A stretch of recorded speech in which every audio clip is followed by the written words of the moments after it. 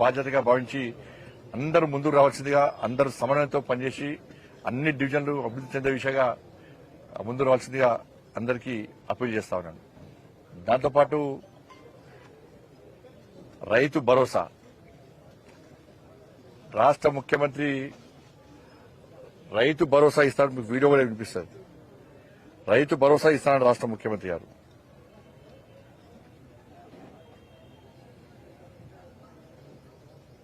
ఆయన మాటలు మర్చిపోయినట్టు ఒకసారి మీడియాలో వినిపిస్తారు. ఇక్కడ తొందరలోనే మళ్ళా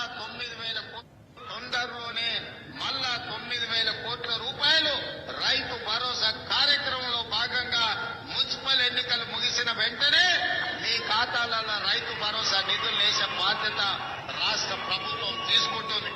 మొత్తానికి ఇది మొన్న ఫిబ్రవరి 4వ తారీఖు మిర్యాలగూడలో రాష్ట్ర ముఖ్యమంత్రిగా మాట్లాడారు. సరే, ఇట్లా 100 సార్లు మాట్లాడండి. ఆయన గాది గుడ్డు చూపెట్టి ఇలా గాది గుడ్డు కూడా ఇచ్చే పరిస్థితి లేదు. ముఖ్యమంత్రి గారి నోటి ద్వారా వచ్చే మాట ఒక శాసనం. అది ముఖ్యమంత్రి, నేను ముఖ్యమంత్రి అనుకుంటే, ప్రస్తుతం రాష్ట్ర ముఖ్యమంత్రిని తెలంగాణ ప్రజలు ముఖ్యమంత్రిగా భావిస్తే, కానీ రాష్ట్ర ముఖ్యమంత్రి గారు ఇప్పటికీ అంతకుముందు సేమ్ బీఆర్ఎస్ పార్టీ అది ఏం దేనిలో తేడా లేదు. వాళ్ళు ఏం చేసిర్రో, వాళ్ళకి ఎవరైతే శిక్షణ ఇచ్చిర్రో వాళ్ళని పట్టుకొచ్చుకొని రేవంత్ రెడ్డి గారు వాళ్ళ మంత్రులందరూ శిక్షణ పొందినట్టున్నారు. వాళ్ళు ఏ విమర్శలు చేస్తారో గవే విమర్శలు. వాళ్ళు ఎప్పుడు అప్పుడు గూడు పుటాన్ని చేసిరో వీళ్ళు ఇప్పుడు గదే చేస్తున్నారు. ఇచ్చిన మాట ఒక్కటి అమలు పోయారు. ఆచరణ సాధ్యంగానే హామీలు అన్ని ఇస్తారు, నమ్మించుకుంటారు, ఓట్లు వేస్తారు, లాపత్త లేకుండా పోతారు. ఇలా సాక్షాత్తు రాష్ట్ర ముఖ్యమంత్రి గారే మున్సిపల్ ఎన్నికల తర్వాత మీ అకౌంట్ లో పైసలు పడితే 9,000 కోట్ల రూపాయలు రెడీ ఉన్నాయి అన్నాడు.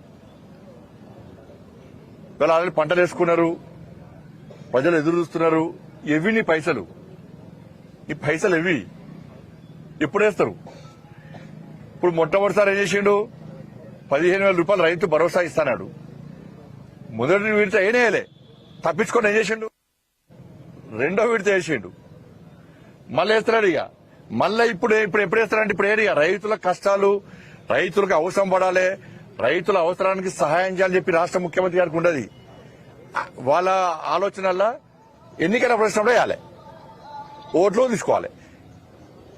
ఎన్నికల సమయంలో రైతు భరోసా వేయాలి, లేకుంటే టీచర్లకు డిఏ ఒకటి ఇవ్వాలి,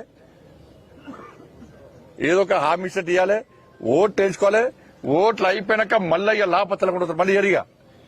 ఇప్పుడు సర్పంచ్ అయిపోయినాయి, మున్సిపల్ ఎలక్షన్స్ అయిపోయినాయి, ఇప్పుడు జెడ్పీటీసీ ఎంపీటీసీ ఎన్నికలు ఉన్నాయి. ఈ ఒక జెడ్పీటీసీ ఎంపీటీసీ ఎన్నికలు వేస్తారంటే నాకు తెలిసి ఇస్తారా వచ్చి ఇక ఇస్తాడో అది కూడా ఇది ఒకటే వార్తలు పెడతారు ప్రజలు.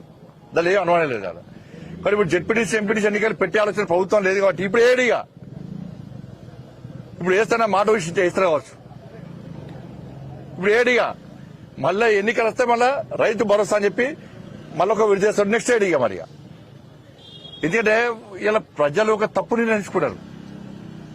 మున్సిపల్ ఎన్నికల్లో, గ్రామ పంచాయతీ ఎన్నికల్లో రాష్ట్రంలో వాళ్ళకి ఎక్కువ సరికి మేము రైతు భరోసా ఇవ్వకుండా కూడా మాకు ఓట్లు వేసారు.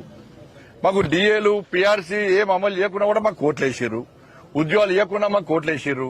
2,500 రూపాయలు ఇవ్వకుండా మాకు ఓట్లు వేసారు. 4,000 రూపాయలు ఆసరా పెన్షన్ ఇవ్వకుండా మాకు ఓట్లు వేసారు. నిరుద్యోగులు ఇవ్వకుండా మాకు ఓట్లు వేసారు. ఫీజు రియంబర్స్మెంట్ ఇవ్వకుండా మాకు ఓట్లు వేసారు. గ్రామ పంచాయతీలకు, మున్సిపాలకు ఒక్క పైసా ఇవ్వకుండా మాకు ఓట్లు వేసారని చెప్పి ఒక అహంకారము ఇలా కాంగ్రెస్ పార్టీ ప్రభుత్వం లోపల వచ్చేసింది. దానికి మనమే కారణం. కాబట్టి ఇప్పుడు ఏం చేస్తారు? జెడ్పీటీసీ ఎంపీటీసీ ఎన్నికల్లో కాంగ్రెస్ పార్టీ ప్రభుత్వానికి గుణపాఠం చెప్తే రైతు భరోసా రెగ్యులర్ గా వస్తుంది. మీరు ఇప్పుడు ఒక విడత వేసాక మళ్ళా మాకు రైతు భరోసా వేసండి మీకు ఓట్లు గుర్తారనుకోరు, నెక్స్ట్ రాదిగా. ఎందుకంటే రేవంత్ రెడ్డి ఢిల్లీ చెప్పుకున్నారు, సార్ మన హామీలన్నీ గాలి కొలేస్తాం, మేము ఏం చేయకుండా ప్రజలు మాకు ఓట్లు వేస్తున్నారని చెప్పి ఆడ చెప్పొచ్చిండు. అందుకే నా కేబినెట్ సమావేశం జరిగితే రాష్ట్ర ముఖ్యమంత్రి స్థాయిలో ఉన్నటువంటి ముఖ్యమంత్రి గారు మిర్యాలగూడ సభలో రైతు బంధు వేస్తా 9,000 కోట్ల రూపాయలు రెడీ ఉన్నాయి వేస్తా అన్న ముఖ్యమంత్రి గారు నిన్న కేబినెట్ సమావేశంలో ఎందుకు దాని గురించి చర్చ జరగలేదు? రైతు భరోసా గురించి చర్చ ఎందుకు జరగలేదు? మరి రైతు భరోసా వేసే ఉద్దేశం లేదు. రైతులు ఆలోచించాలి. ఇప్పటికీ ఈ 2 విడతలు కలిపి 20,000 కోట్ల రూపాయలు కేటాయించాలి బడ్జెట్. ఇక నెక్స్ట్ రెడీ ఉన్నది, నెక్స్ట్ రెడీ ఉన్నది. నాకు తెలిసి 3 విడుదల ఇప్పుడు ఇవ్వాల్సిందే ఇక 3 విడుదల వచ్చి 27,000 కోట్ల రూపాయలు ఇవ్వాలి. ఇస్తారా ఇయ్యరా?